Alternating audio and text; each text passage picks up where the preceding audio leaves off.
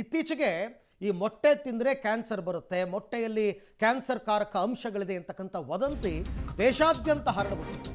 ಈಗ ರಾಜ್ಯದಲ್ಲೂ ಕೂಡ ಆ ಮಾತು ಕೇಳಿ ಬರ್ತಾ ಇತ್ತು, ಮೊಟ್ಟೆಯಿಂದ ಕ್ಯಾನ್ಸರ್ ವದಂತಿ ಅಂತ. ಈ ಕುರಿತಂತೆ ಪಬ್ಲಿಕ್ ಟಿವಿಯಲ್ಲಿ ಒಂದು ಎಕ್ಸ್ಕ್ಲೂಸಿವ್ ಸುದ್ದಿ ಇದೆ. ಏನದು ಅಂತ ನೋಡ್ತಾ ಹೋಗೋಣ. ಖಾಸಗಿ ಲ್ಯಾಬ್ನಲ್ಲಿ ಮೊಟ್ಟೆ ಪರೀಕ್ಷೆಗೆ ಸರ್ಕಾರ ಆದೇಶ ಮಾಡಿದೆ ಅಂತ.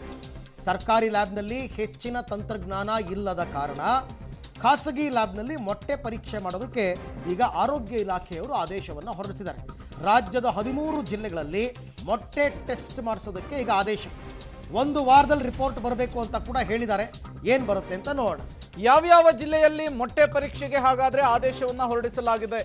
ಪಬ್ಲಿಕ್ ಟಿವಿಯಲ್ಲಿ ಬೆಂಗಳೂರು GBA ವಲಯ ಇದೆಯಲ್ಲ, ಬೆಂಗಳೂರು ನಗರ ಜಿಲ್ಲೆ, ಬೆಂಗಳೂರು ಗ್ರಾಮಾಂತರ, ಅದರ ಜೊತೆಗೇನೆ ತುಮಕೂರು, ಬಾಗಲಕೋಟೆ, ಮೈಸೂರು, ಕಲಬುರಗಿ, ದಕ್ಷಿಣ ಕನ್ನಡ, ಬೆಳಗಾವಿ, ದಾವಣಗೆರೆ, ರಾಯಚೂರು ಈ ಭಾಗದಲ್ಲಿ ಮೊಟ್ಟೆ ಪರೀಕ್ಷೆಗೆ ಸೂಚನೆಯಂತೆ ರಾಜ್ಯ ಸರ್ಕಾರ ಹೊರಡಿಸಿದೆ.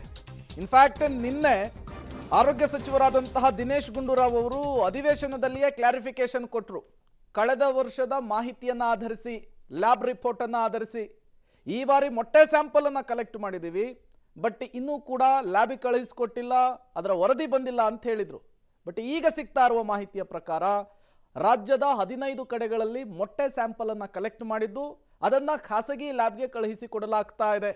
ಅಲ್ಲಿ ಅದನ್ನು ಟೆಸ್ಟಿಗೆ ಒಳಪಡಿಸಿ ನಿಜಕ್ಕೂ ಕೂಡ ಕ್ಯಾನ್ಸರ್ ಕಾರಕ ಅಂಶಗಳಿದಾವ, ಈ ಮೊಟ್ಟೆಗಳ ಸೇವನೆಯಿಂದ ಮನುಷ್ಯನ ದೇಹದ ಮೇಲೆ ಪರಿಣಾಮ ಬೀರುತ್ತಾ ಅನ್ನೋದನ್ನು ಖಚಿತಪಡಿಸಿಕೊಂಡು ಅದರ ವರದಿ ಬಂದ ನಂತರ ತದನಂತರ ಆರೋಗ್ಯ ಸಚಿವರ ಇದಕ್ಕೊಂದು ಕ್ಲಾರಿಫಿಕೇಶನ್ ಕೊಡೋದಕ್ಕೆ ಮುಂದಾಗಿದ್ದಾರೆ ಅನ್ನೋದು ಗೊತ್ತಾಗ್ತಾ ಇದೆ.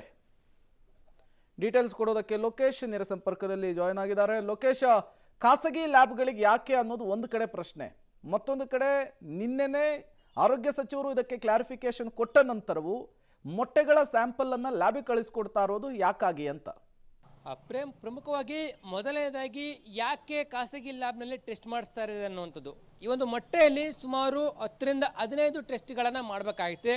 ನ್ಯೂಟ್ರಿಷನ್ಗೆ ಸಂಬಂಧಪಟ್ಟಂತಹ ಟೆಸ್ಟ್ಗಳನ್ನು ಮಾಡಲಿಕ್ಕೆ ಸರ್ಕಾರಿ ಲ್ಯಾಬ್ನಲ್ಲಿ ಅಷ್ಟೊಂದು ಸೌಲಭ್ಯಗಳು ಇಲ್ಲ. ಹಾಗಾಗಿ ಖಾಸಗಿ ಲ್ಯಾಬ್ನಲ್ಲಿ ಟೆಸ್ಟ್ ಮಾಡಲಿಕ್ಕೆ ಈಗ ಸೂಚನೆಯನ್ನು ಕೊಟ್ಟಿರುವಂಥದ್ದು. ಖಾಸಗಿ ಲ್ಯಾಬ್ಗೆ ಪ್ರತಿಯೊಂದು ಸ್ಯಾಂಪಲನ್ನು ಕಳಿಸಿ ರಿಪೋರ್ಟನ್ನು 1 ವಾರದಲ್ಲಿ ಕೊಡಬೇಕು ಅಂತೇಳಿ ಈಗ ಹೇಳ್ತಾ ಇದ್ದಾರೆ. ಮತ್ತೊಂದು ಕಡೆ ಅಂತಂದರೆ ಈಗಾಗಲೇ ನಿನ್ನೆ ಆರೋಗ್ಯ ಸಚಿವರು ಹೇಳಿದ್ರು ಈ ವದಂತಿ ಸುಳ್ಳು ಅಂತೇಳಿ.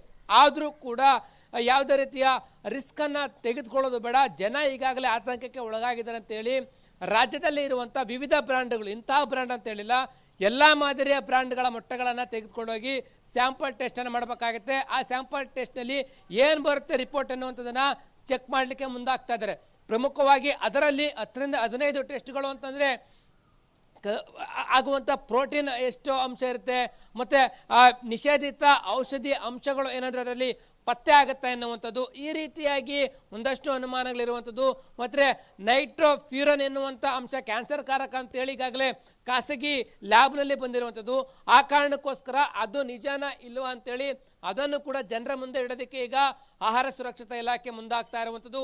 ಈಗಾಗಲೇ ಸುಮಾರು 15 ಜಿಲ್ಲೆಗಳಿಂದ ಮೊಟ್ಟೆಗಳನ್ನು ಸಂಗ್ರಹ ಮಾಡಿ ಈಗ ಟೆಸ್ಟ್ ಲ್ಯಾಬ್ಗೆ ಕಳಿಸಿರುವಂಥದ್ದು. ಆ ರಿಪೋರ್ಟಿನದು 1 ವಾರ ಅಥವಾ 10 ದಿನದಲ್ಲಿ ಬರುತ್ತೆ. ಬಂದಾದ ಬಳಿಕ ಏನಿದೆ ರಿಪೋರ್ಟ್ನಲ್ಲಿ ಸತ್ಯಾಸತ್ಯತೆಯನ್ನು ಜನರ ಮುಂದೆ ಇಡುವಂಥ ಕೆಲಸ ಆಗುತ್ತೆ. Prem, okay, thank you Lokesh ತಮ್ಮೆಲ್ಲ ಮಾಹಿತಿಗಾಗಿ.